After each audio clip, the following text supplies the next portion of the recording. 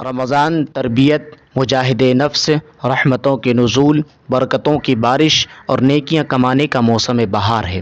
دن بھر پیٹ کے روزے کے ساتھ دل، دماغ، ہاتھ پاؤں، آنکھ کان اور سب سے بڑھ کر زبان کے روزے کا جو حکم دیا گیا، اس کے نتیجے میں اگر ایک طرف بقیہ 11 مہینوں کے لیے اس میں تربیت کا نظم ہے، تو دوسری طرف یہ مہینہ نیکیوں سے اپنا خزانہ بھر لینے کا ہے۔ جب مالک کون و مکان نے اپنی رحمتوں کا خزانہ کھول دیا تو آپ بھی بھر بھر کر لینے سے نہ چوکیے۔ فرائض و واجبات کی پابندی کیجیے، نوافل کا اہتمام کیجیے، تلاوت کیجیے، ہر وقت اللہ اللہ، سبحان اللہ، الحمدللہ کی مالا جپیے۔ زکوٰۃ کو بوجھ نہ سمجھیے بلکہ خدا کی رحمت سمجھ کر کل مال کا حساب کیجیے، مستحقین تک اسے پہنچائیے اور اس طرح پہنچائیے کہ دل رب کے شکر کے جذبات سے امنڈ آئے۔ خدایا تیرا شکر ہے کہ تو نے اس لائق بنایا کہ آج ہمارے مال میں تیرے دوسرے بندوں کا حق بھی نکل رہا ہے۔ وفی اموالہم حق معلوم للسائل والمحروم، اور جن کے مال میں ایک طے شدہ حق سائل اور نادار کا ہے۔ صدقات کا اہتمام کیجیے، اللہ کے بندوں کو خوش کیجیے، ضرورت کے ماروں کو ڈھونڈ ڈھونڈ کر ان کی ضرورتیں پوری کیجیے اور اپنے رحیم آقا سے مغفرت کا پروانہ حاصل کیجیے۔ یہ سب اگر آپ اخلاص کے ساتھ کر لے گئے تو یقین مانیے کہ دل کی دنیا بدل جائے گی، اور اصل سودا تو یہی ہے کہ دل بدل جائے۔ رمضان کے روزوں، تراویح اور اعتکاف یا دیگر عبادات کے کتنے اثرات آپ پر مرتب ہو رہے ہیں، آپ کی وجہ سے معاشرے پر کیا اثر پڑ رہا ہے، اسی سے اپنی عبادتوں میں اپنے اخلاص اور قبولیت کا اندازہ کر لینا چاہیے۔ یہاں ایک بات خاص طور پر عرض کرنا ہے کہ حضور صلی اللہ علیہ وسلم معصوم تھے، گناہوں سے مبرہ تھے، لیکن عبادات کا بہت اہتمام کرتے تھے۔ نمازیں ایسی طویل پڑھتے تھے کہ پاؤں پر ورم آ جاتا تھا۔ اما عائشہ صدیقہ رضی اللہ تعالی عنہا عرض کرتی، آپ کیوں اس قدر مشقتیں برداشت کرتے ہیں؟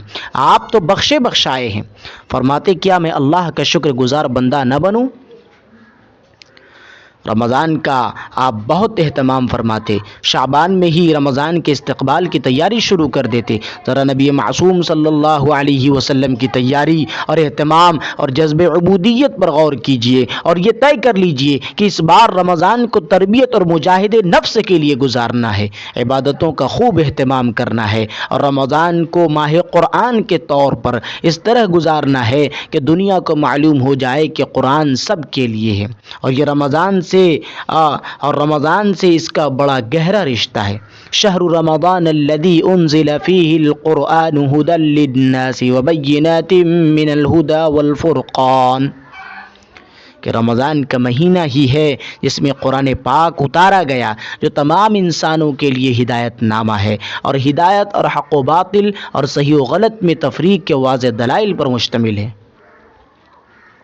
یاد رکھیے، اگر اس حقیقت کو سمجھ کر آپ نے قرآن کو پڑھا اور لوگوں کے سامنے پیش کر دیا تو آپ کو بھی عزت و عظمت کی سند ملے گی اور فی الحقیقت عالمی حیثیت عطا کر دی جائے گی۔ اسی قرآن کو دے کر تو نبی اکرم صلی اللہ علیہ وسلم کو عالمی حیثیت دی گئی۔ تبارک الذی نزل الفرقان علی عبدہ لیکون للعالمین نذیرا، کہ بابرکت ہے وہ ذات جس نے اپنے بندے پر فرقان یعنی حق و باطل میں تمیز کرنے والی کتاب اتاری۔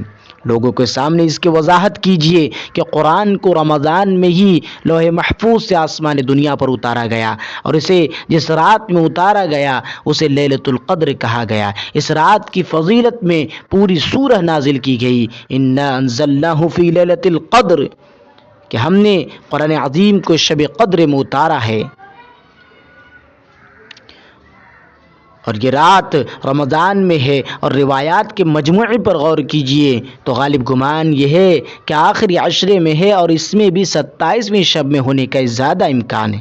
اسی سے پتہ چلتا ہے کہ رمضان اور قرآن کا رشتہ بہت مضبوط اور مستحکم ہے۔